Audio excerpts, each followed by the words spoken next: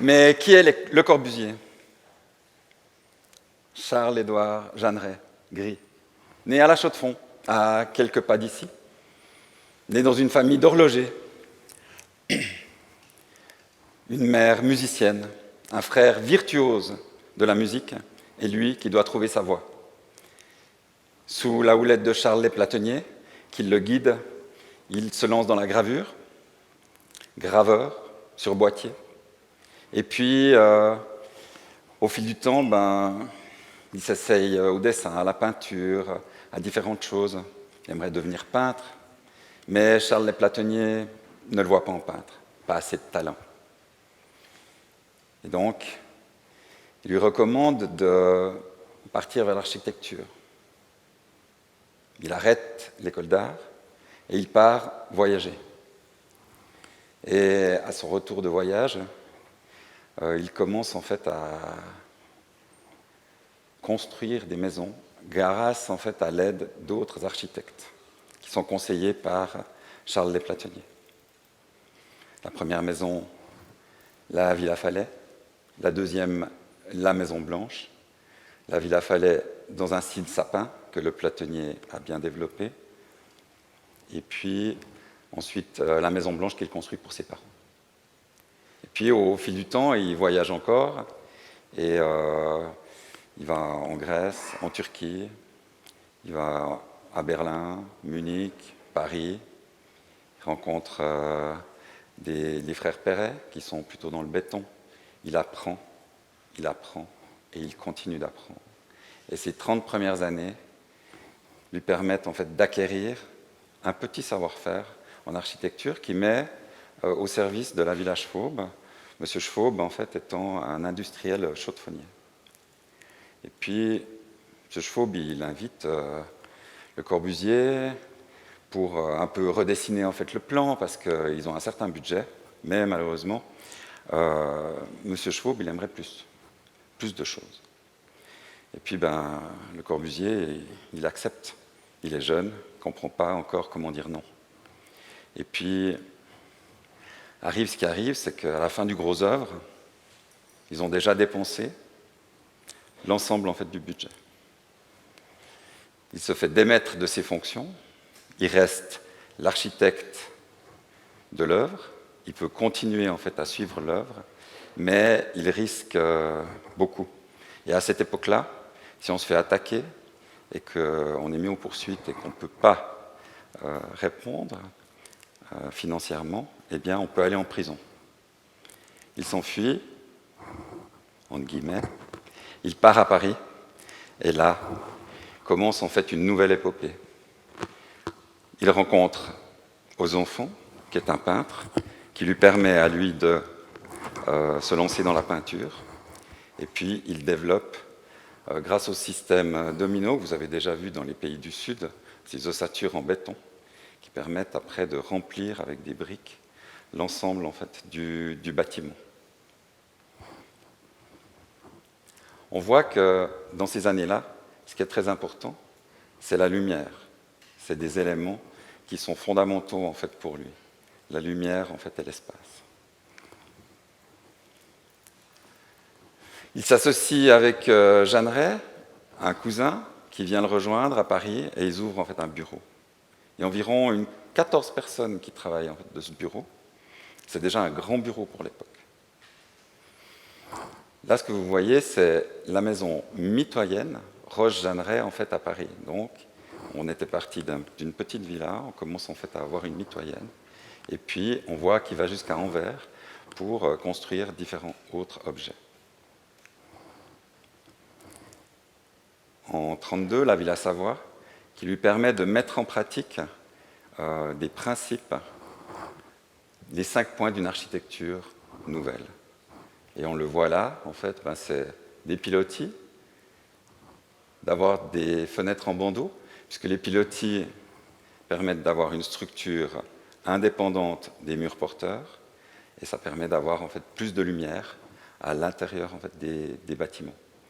Le toit terrasse, la façade libre,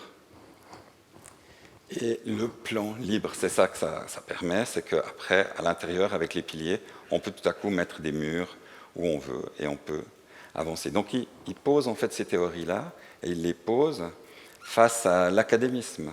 Parce qu'à l'époque, quand on était dans une école pour devenir architecte, eh bien, à ce moment-là, on suivait en fait les préceptes de l'école des beaux-arts avec tout le langage classique. Il est devenu urbaniste aussi, puisqu'il a eu plus de 40 projets urbains, dont le plan voisin qu'il avait proposé pour Paris. Heureusement, ça ne s'est pas avéré. Ils ont refusé. C'est André Malraux qui a réussi en fait, à faire passer ça de côté, puisqu'il voulait démolir en fait, une grande partie de Paris. Mais pour proposer une ville de 3 millions d'habitants, avec des énormes tours, et puis des éléments qui lui tenaient à cœur, qui étaient effectivement la végétalisation, les grands espaces, la mobilité, et puis les autres principes dont on a parlé par rapport à ces machines à habiter. Ensuite, il commence à avoir une reconnaissance internationale, et il commence à construire des plus gros objets. Et de plus en plus, il arrive en fait, à se projeter en fait, par rapport à ça. Ce qui est assez intéressant, c'est qu'il continue de voyager. D'ailleurs, une anecdote sympa, c'est qu'en 1929, il part en Amérique du Sud, et quand il revient, il est dans le même bateau que Joséphine Baker. Et puis, ils font la fête sur le retour et tout. Et à la fin, Joséphine lui dit « Vous êtes un amant formidable, dommage que vous soyez architecte. » Il poursuit la différentes commandes. Je n'ai pas mis toutes les réalisations du Corbusier parce que ce serait très exhaustif en fait, de l'être. J'ai choisi Centro-Soyouz à Moscou parce que c'était assez intéressant. C'est que sous Staline, il y a un concours qui est lancé. Et puis, il gagne le premier concours. Mais Staline n'est pas content, donc il lance un deuxième concours. Il gagne le deuxième concours. Mais il n'est toujours pas content. Donc, il relance un concours et Le Corbusier gagne une troisième fois. C'est vraiment pour dire que cet homme, il avait de l'abnégation. Il allait jusqu'au bout en fait, de ses idées. Il était certes intransigeant parfois. Et c'était difficile en fait, de lui faire changer d'avis. Mais c'est quelqu'un en fait, qui a, sur le fil rouge de sa vie, suivi une idée et l'a poursuivi tout au long de sa carrière pour aboutir à des objets d'exception. Vous avez déjà entendu parler de l'immeuble Clarté à Genève, qui est actuellement une PPE, une propriété par étage. Et puis, vous avez entendu parler du concours du Palais des Nations, qu'il a gagné. Et puis, les académistes n'étaient pas très contents. Donc, ils ont trouvé un élément du règlement. Il devait rendre son dossier dessiné à l'encre de Chine. Et lui, il était déjà en avant-garde sur son temps. Donc, il avait proposé du polycopier. Et on l'a éliminé à cause de cela. L'unité d'habitation à Marseille, cette cité radieuse, ou la cité du Fada, c'est comme ça que l'appelaient les Marseillais, cette énorme bâtisse en fait, qu'il a construit en 5 ans. Mais à l'intérieur, on avait des commerces, on avait une école, on avait une crèche, on avait des rues.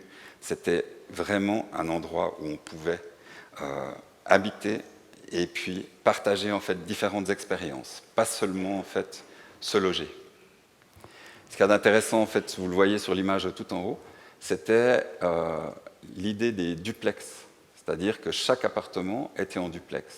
Et puis, ça permettait de créer entre les appartements une rue qui permettait de desservir en fait, les logements.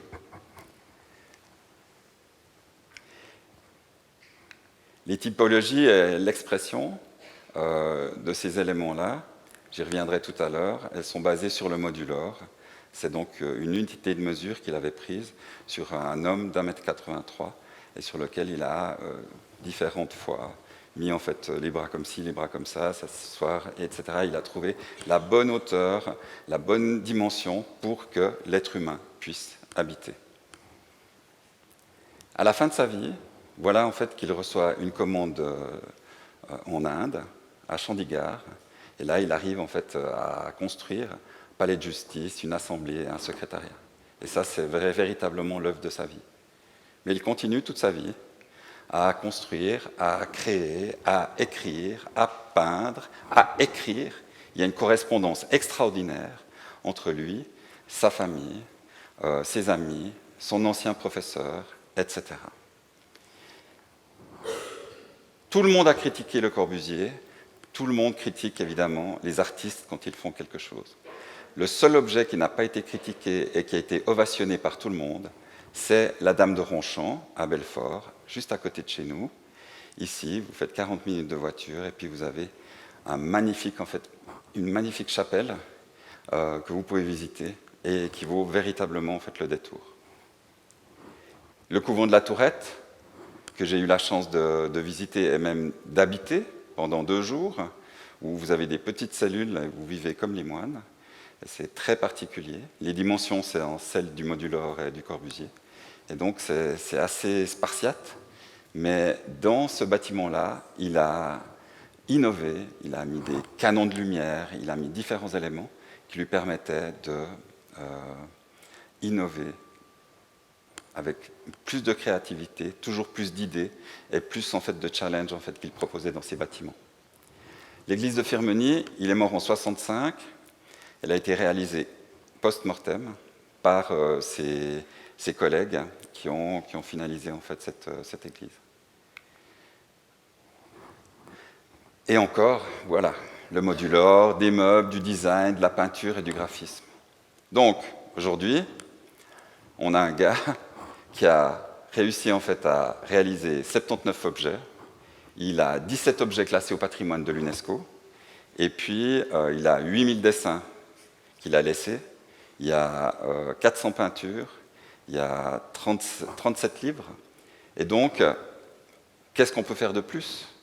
Et c'était comment est-ce qu'on peut véritablement faire perdurer l'héritage du Corbusier. Et puis là, on a une idée avec différents collègues. Et puis on a lancé une association qui a vu le jour récemment pour créer un prix. Le Corbusier Prize, un prix international d'architecture. On aura un président du jury qualité mondiale, puisque c'est un Pritzker Prize. Et puis on aura des jurys à travers le monde. Et on va récompenser l'année prochaine, on espère à la Chaux-de-Fonds, le premier Le Corbusier Prize.